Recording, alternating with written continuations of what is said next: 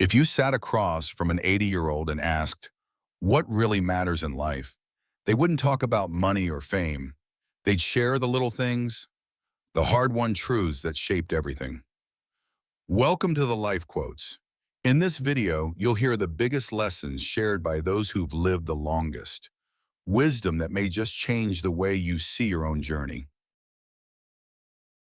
There's a reason why the wisest people speak softly, pause before reacting, and remain grounded during chaos, because they understand a simple truth.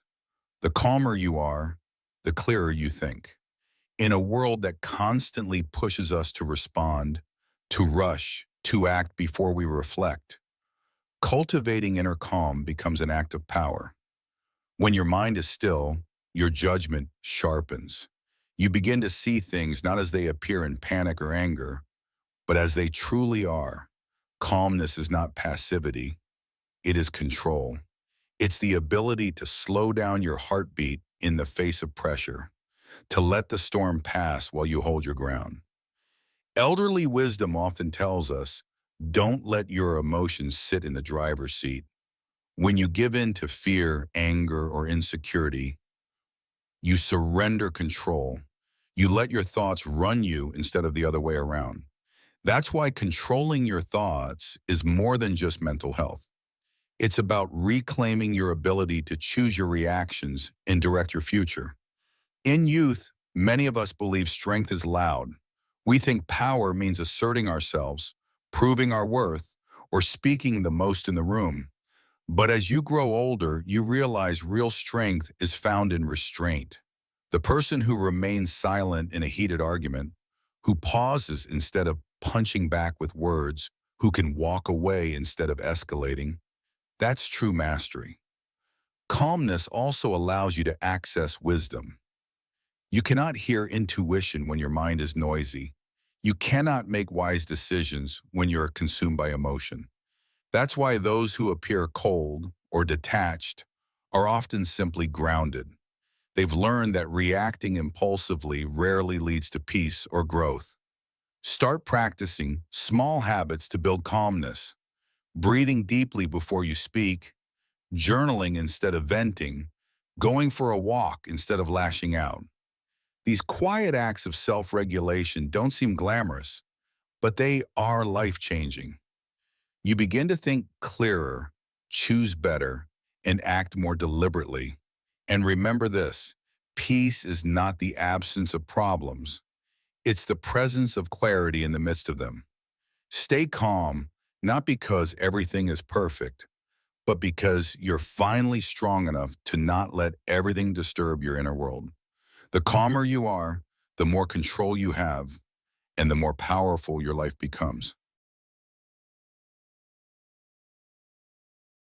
One of the hardest yet most liberating truths in life is this.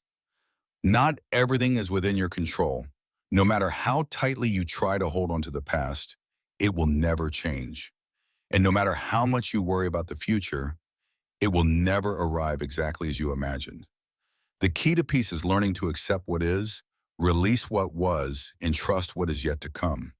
Acceptance is not giving up. It's not saying, I'm okay with this pain. It's saying, this is real, and I choose not to let it ruin me. When you accept your current reality, you stop wasting your energy on resistance. You stop asking, why me? And start asking, what now?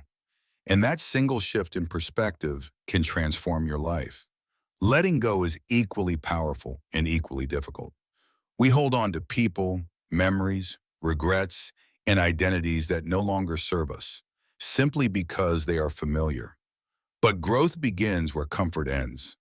You cannot embrace a new beginning if your hands are full of old baggage. Whether it's a failed relationship, a missed opportunity, or a version of yourself that you've outgrown, letting go is an act of courage. It says, I deserve more than what no longer fits. Trusting what's ahead takes faith. Not blind hope, but deep belief that everything has a rhythm, even if you can't hear it yet. Life often doesn't make sense until you look back. The pain you endured shaped your resilience. The closed doors redirected you to better paths. And the delays were not denials, they were preparations. Older people often say, "You'll understand someday why things happened the way they did." That wisdom comes from years of watching life unfold in surprising, sometimes miraculous ways.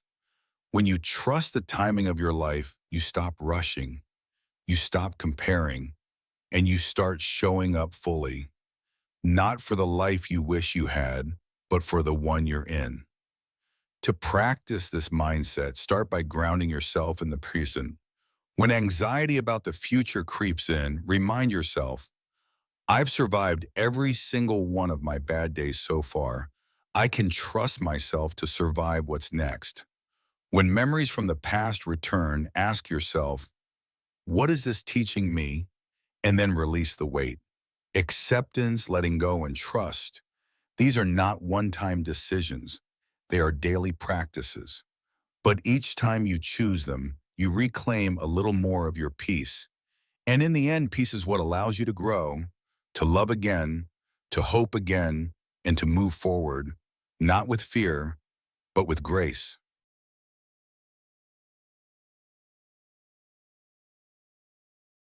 Every great journey has a breaking point, a moment when you are exhausted, frustrated, and questioning whether it's even worth it. It's in that very moment that most people give up. But what separates those who succeed from those who don't isn't talent, luck, or intelligence. It's persistence. You see, pain, failure, and discomfort are not signs that you should stop. They are signs that you are growing. Muscles only grow when they tear a little. Diamonds only form under pressure. Trees grow stronger against the wind. And humans? We grow when we push past the point we thought we couldn't survive. That moment when everything feels too heavy, that's the gateway. It's the test. It's the place that asks, how bad do you want this? Because anyone can be motivated on day one. Anyone can keep going when it's easy, but only a few will keep going when no one is clapping, when progress is invisible, when you're showing up alone again and again. Ask any person who's ever achieved something remarkable, an athlete, an artist, a survivor, a business leader, and they will tell you, I almost gave up, but I didn't. That one decision to take one more step often creates a ripple effect that changes everything, because the breakthrough always comes right after the breakdown. When you feel like quitting, pause, but don't stop. Rest if you must, but don't retreat. Remind yourself why you started. Think of the future version of yourself, the one who's already on the other side of the struggle, smiling in relief and pride. That version of you exists, but only if you keep going. Persistence isn't about forcing something to happen overnight. It's about choosing to stay in the fight, even when your emotions beg you to leave. It's about waking up the next day and trying again, with bruises, with scars, but also with grit. And remember, you don't have to take huge leaps every day. Sometimes continuing simply means not giving up. Sometimes progress is as small as breathing through the pain and making it to tomorrow. So the next time you feel like quitting, don't. That very feeling is not a signal to stop, but a sign that you're on the edge of something meaningful. Keep going. Your future self is waiting, and they're thankful that you didn't walk away when it got hard, because it always gets hard, right before it gets better.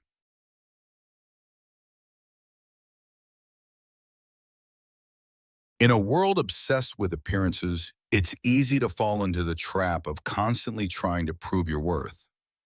We seek validation through social media likes, job titles, approval from others, believing that success lies in being seen. But the truth is, the most powerful transformations happen in silence. Not when you're trying to prove something to others, but when you're simply trying to become better for yourself. There's a critical difference between proving and improving. Proving is external. Improving is internal. When you live to prove yourself, you give others the power to determine your value. You chase their recognition. You shape your choices around their opinions. And worse, you begin to lose touch with your own values and direction. You're not steering your own life. You're reacting to someone else's expectations. But when you shift your focus inward, something changes. You begin to measure yourself by growth, not by glory. You compare yourself only to who you were yesterday, not to who someone else appears to be today. You take ownership of your weaknesses and turn them into strengths, not for applause, but for peace. And that kind of inner strength, it's unshakable. Improving yourself also brings real, lasting confidence, not the fragile kind that depends on compliments, but the quiet kind that doesn't need to speak. You start to move with intention, not insecurity. You stop defending your choices because you know why you made them.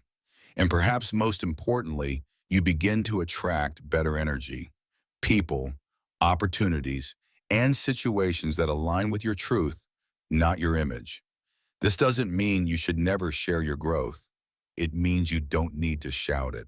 Let your results speak. Let your actions echo.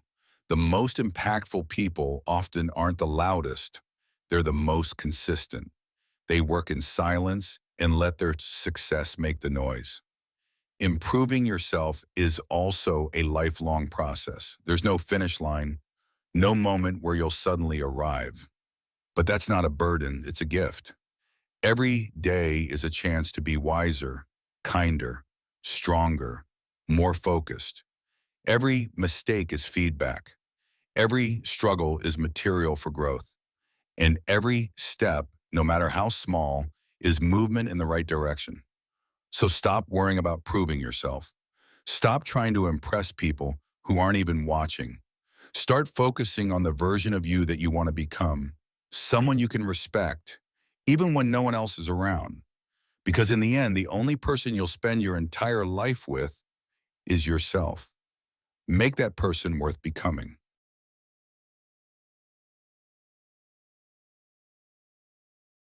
It's easy to be kind when life is generous. It's easy to be patient when things are going well. But true character is revealed in the moments when no one is watching, when resources are scarce, and when the world doesn't seem to be on your side. The quote says, "Two things define you, your patience when you have nothing, and your attitude when you have everything." Let that settle for a moment. It speaks of two extremes, lack and abundance, and how both test the core of who you are. When you have nothing, no money, no status, no support, patience becomes more than a virtue. It becomes survival. In those moments, it's tempting to panic, to blame the world, to act out of desperation. But those who remain steady, who wait without bitterness, and keep moving without recognition, are the ones who build unshakable resilience. Patience in struggle isn't weakness, it's quiet strength. Think about the most powerful people you've ever respected, not because they had power, but because of how they handled it. That brings us to the second test, your attitude when you have everything. Success has a way of revealing what failure can hide. When you have resources, influence, or praise, it becomes easier to forget where you started. You might begin to speak differently, walk differently, even treat others differently. But the truly grounded, mature soul doesn't let success make them arrogant. They let it make them grateful. Power doesn't corrupt them, it refines them. Your attitude when you have it all should still reflect humility. Why, wham? Because everything in life is temporary. Money fades, fame fades. Even relationships can change. But your integrity, that's yours to keep or to lose. The people who are respected the most are those who never lost their humanity in the face of abundance. The true test of character isn't in your highs or lows. It's in how you carry yourself through both. Do you lift others when you rise? Do you still listen when you have the microphone? Do you treat those with less than you the same way you treated them when you had less? Remember, life constantly shifts between scarcity and abundance. If you can master both with grace, patience in the drought, and humility in the rain, you won't just be successful, you'll be deeply respected. And in the end, that's what matters. Not just what you built, but who you became while building it.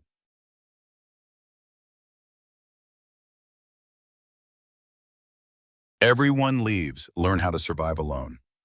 At some point in your life, you will realize a harsh but necessary truth. Everyone leaves. Whether by choice, by distance, by death, or by time, people will come and go. Friends grow apart. Relationships fade. Even family may not always stand beside you when the road gets hard. It's not always out of cruelty. Sometimes it's just life. That's why one of the greatest skills you'll ever learn is how to survive alone, not in bitterness, not in isolation, but in strength. We often grow up believing that our happiness is tied to other people. We think we need a crowd to feel worthy, a partner to feel whole, or a cheerleader to keep going. And while human connection is deeply important, depending on others for your emotional survival is dangerous. Because when they leave, and many will, you're left broken, not by their absence, but by your own unpreparedness to stand alone. To survive alone means you become your own source of comfort, clarity, and direction. It means you can sit in silence without needing constant distraction. You can face your thoughts without fear.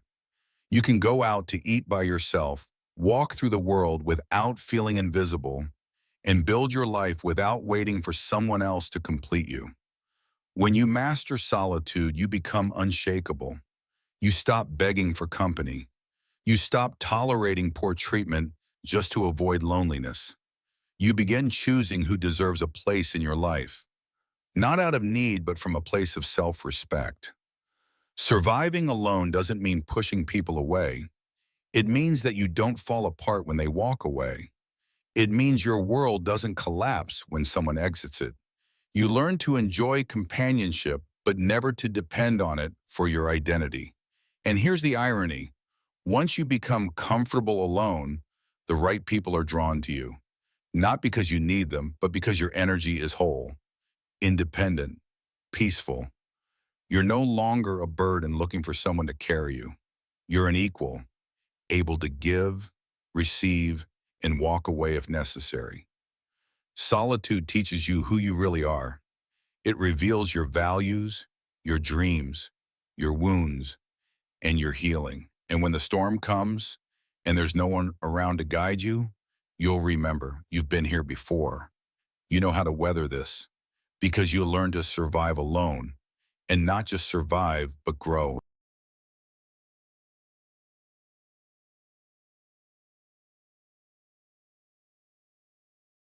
Choose conversations that build, not break.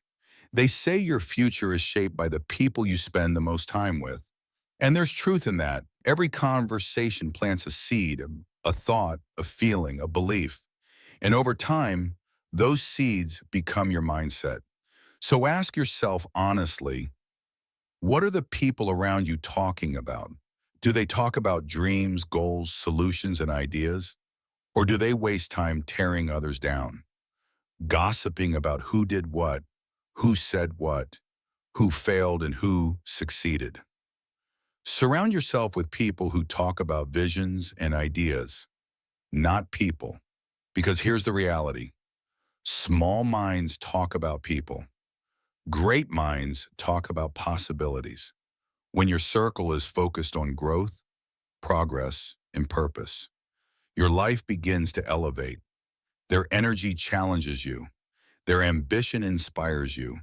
And their presence reminds you that you're capable of more. But when your circle is filled with drama, criticism, and negativity, it slowly poisons your potential. You start to mirror their mindset. You catch yourself thinking smaller, complaining more, and losing sight of your own purpose. The truth is, you become what you're exposed to. You absorb the energy around you, so good or bad. That's why protecting your space isn't selfish, it's survival. You must guard your mental environment the way a gardener protects soil. You can't grow roses in polluted ground. Now, that doesn't mean you only seek out successful people. It means you seek intentional people, those who are honest, reflective, kind, and forward-thinking. People who talk about how to be better, not who to blame. People who listen, not just wait for their turn to speak. People who care more about ideas and appearances. Spend time with those who spark new thoughts in you, who challenge your comfort zone, and who remind you of what you're truly capable of. They might not be the loudest, the flashiest, or the most popular, but they'll help you build a life that actually means something. And when you find them, nurture those relationships. Be that person in return. Offer more light than noise. Share encouragement, not envy. Speak ideas that make others pause and think, not stories that make others doubt and judge. In the end, the quality of your circle shapes the quality of your life. So if you feel stuck or uninspired, don't just look inward. Look around. What you tolerate in conversation, you welcome into your mind. Choose minds that elevate, not mouths that drain. Choose ideas that build, not gossip that destroys.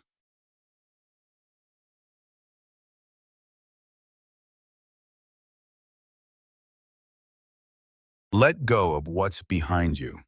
You can't move forward while holding on. One of the hardest lessons in life is learning when to let go. We all carry something.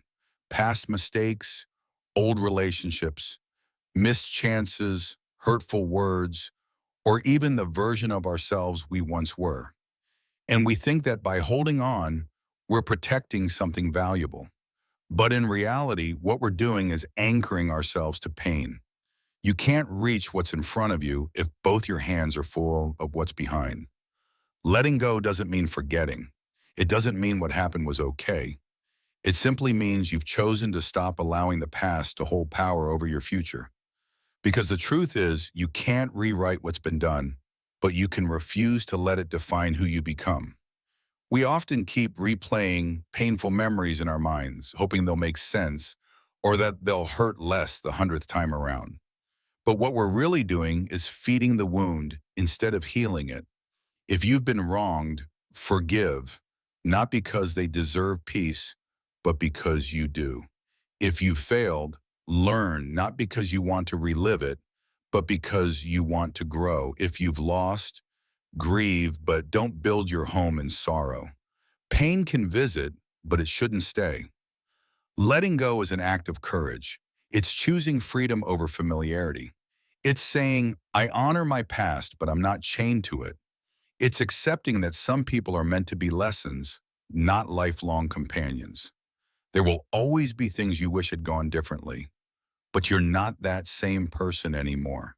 You've grown, evolved, and survived things that once seemed impossible. And you know what?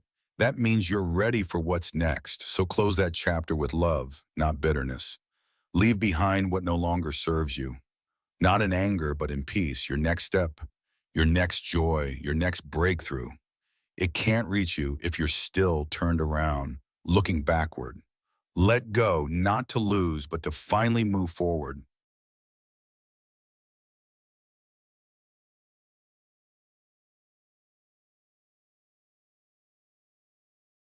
Pain doesn't last forever, but what it teaches you can. No one escapes life without pain. It comes in many forms: loss, rejection, failure, a betrayal. And in the moment, it can feel unbearable, as if the weight of the world has fallen squarely on your shoulders. But here's the truth that old souls have learned and young hearts must accept. Pain is temporary, but the growth it sparks can be permanent. Pain has a strange way of sharpening our awareness. It pulls us out of autopilot and forces us to feel, to reflect, to question, to grow. When you're hurting, the world slows down. You start to see who's really there for you. You discover parts of yourself you didn't know existed.